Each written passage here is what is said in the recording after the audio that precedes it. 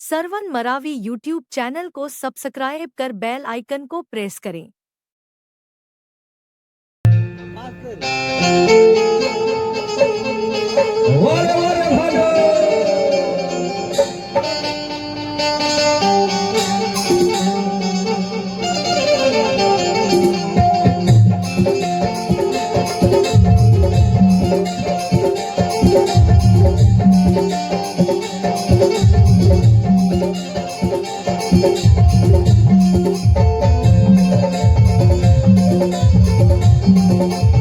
सरवन Maravi YouTube channel को subscribe कर बेल आइकन को प्रेस करें।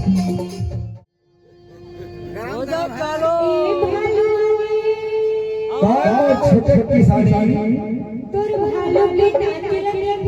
अरे चाचा दी खबर तो एक बेरिया भालूला ए अंशुहा भालूला तो दूरला हम छोटे किसानी लेकिन एक बात है यति रौताई ना बंधुराला खोल के बैठे यति पटेली ना बंधुराला खोल के बैठे है तहां हमारा बंधुराला बंद करके रखे है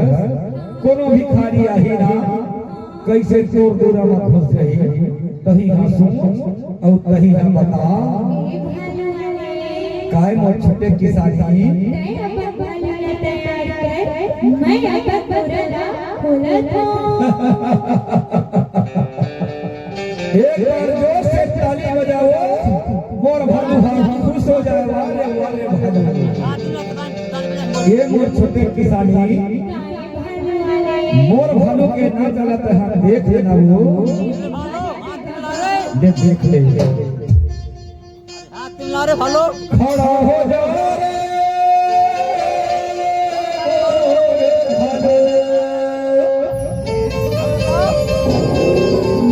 छोटे किसानी के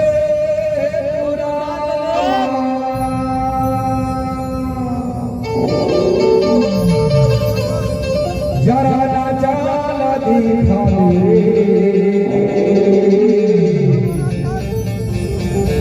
छोटे किसानी के दूरा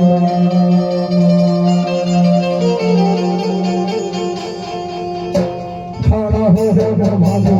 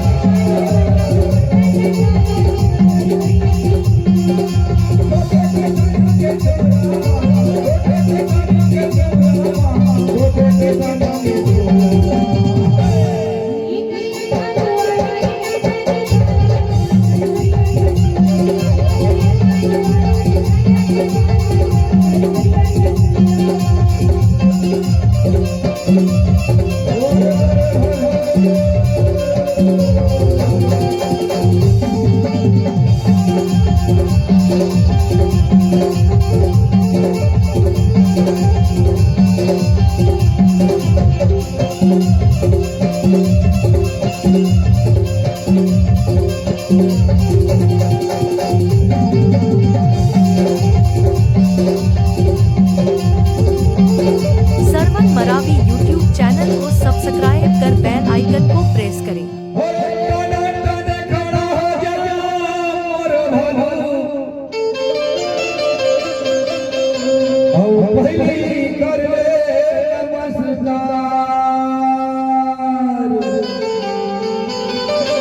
तो लगे के बड़े छोटे किसानी खोल देगा पवन दुआर खोल देगा पवन दुआर आज छोटे किसानी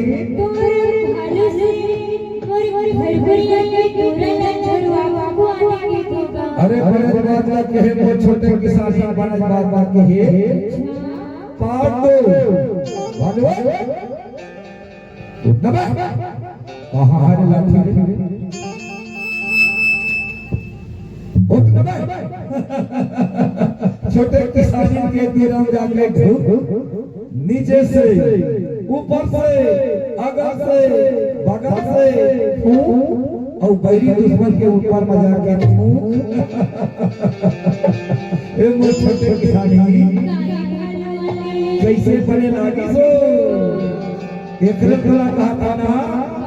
मोर भालू के नाचा लता देख लेना वो खड़ा हो भालू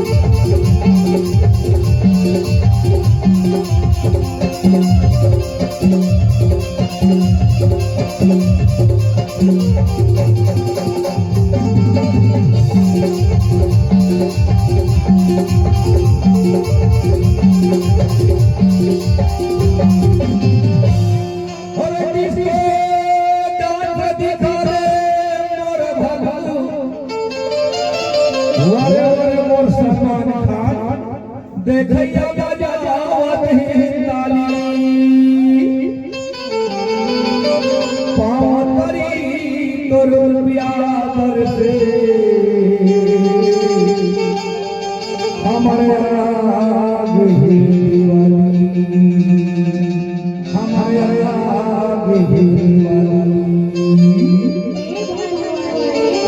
छोटे किसानी भालू के नाम ला पूछता पाती मोर भालू के नाम है समारू पीता है सादा बहुत दारू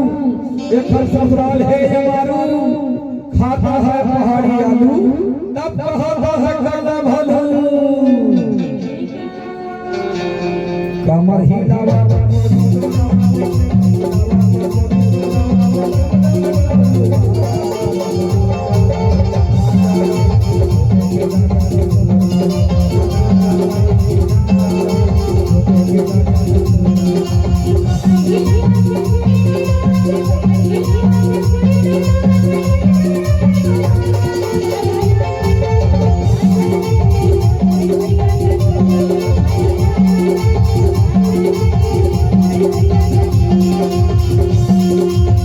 सरवन मरावी यूट्यूब चैनल को सब्सक्राइब कर बेल आइकन को प्रेस करें।